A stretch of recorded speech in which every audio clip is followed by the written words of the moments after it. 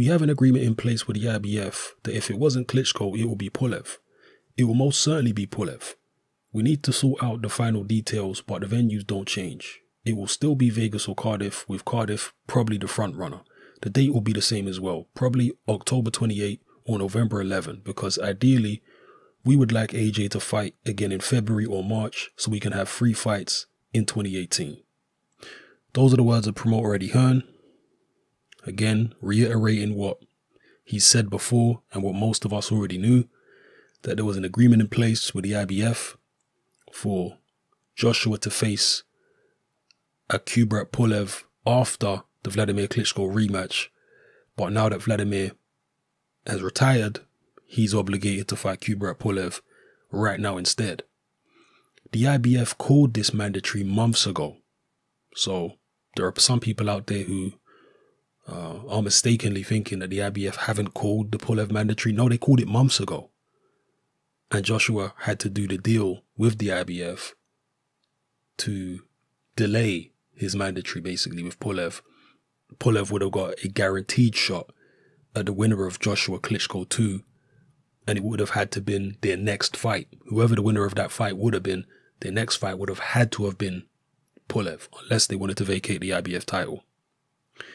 Now, there's been some breaking news, a development which has just occurred within the last couple hours, which might throw a spanner in the works of this Joshua Pulev fight. And I'm going to do a separate video about that. But just talking about Joshua versus Pulev, if it takes place, most people from what I've seen online expect Joshua to get Pulev out of there with no problems at all. And most of them are basing it on Pulev's fight against Klitschko. I think Pulev is better than the Klitschko fight suggested. I think he did himself a disservice in that fight. He fought much more recklessly than he normally does. He's normally a careful boxer. But against Klitschko, he fought a very emotional fight. He hurt Klitschko with a jab in the opening seconds of that fight. And the red mist came down and he forgot all about defense.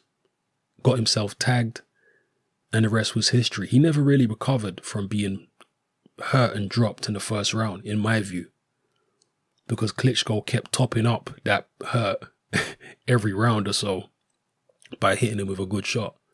So I don't think he really recovered from it neurologically or psychologically during the fight. So I think I'm not saying he could have beat Klitschko at all, but what I am saying is he could have performed better than that if he'd fought his normal fight, like the way he fought against Ustinov and other fighters. He was far more cautious. Even the way he fought against Tony Thompson, he was far more cautious than he was when he fought Klitschko. Against Klitschko, he was gung-ho. That's not the normal Kubrat Pulev. He's normally a careful guy who breaks you down behind his jab, and then when he sees an opportunity later on, he'll go for you. Against Anthony Joshua, I think Pulev has learned psychologically the lessons and tactically the lessons that he needed to learn from Klitschko, from the Klitschko experience. But I haven't been impressed with the way Pulev has looked physically since then. And I'm not talking about him being fat or anything like that. No, I just mean I think he's lost a bit of bounce at his step. He doesn't have the same kind of exuberance, the same kind of swagger that he had prior to the Klitschko loss. I'm just thinking he might have aged badly or something. He's in his mid-30s now, Kubrat Pulev. So I'm thinking he might have aged badly. But if you took the Pulev who fought Ustinov, for example, and put him in with Joshua next, I think Pulev has the potential to give Joshua some issues with his jab. Pulev really is a jab. He don't really have much else impressive in his arsenal. His right hand's not particularly good. He's got no inside game. He's not really a good hooker. His jab is his bread and butter. He lives off that punch, and it's an excellent jab. And with a jab like that, if he uses it correctly, I think he has the potential, if he was in the same kind of form as he was when he beat Ustinov, he has the potential to give Joshua problems. I would still pick Joshua and favour him quite heavily to win. But given the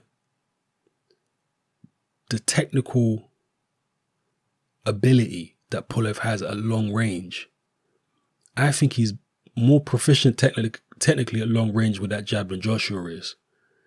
And again, you go back and look at his earlier career, he wasn't getting hit with a lot of shots. He was being careful, he was covering up when he needed to, he was working the jab, landing his right hand when he could. So, you know, I don't know. You favour Joshua, yes, but I wouldn't be so quick to just jump and say it's a blowout for Joshua. People are basing it on the Klitschko fight, but I honestly believe Pulev is better than he showed in that Klitschko fight. That wasn't Pulev fighting to the best of his ability, in my view.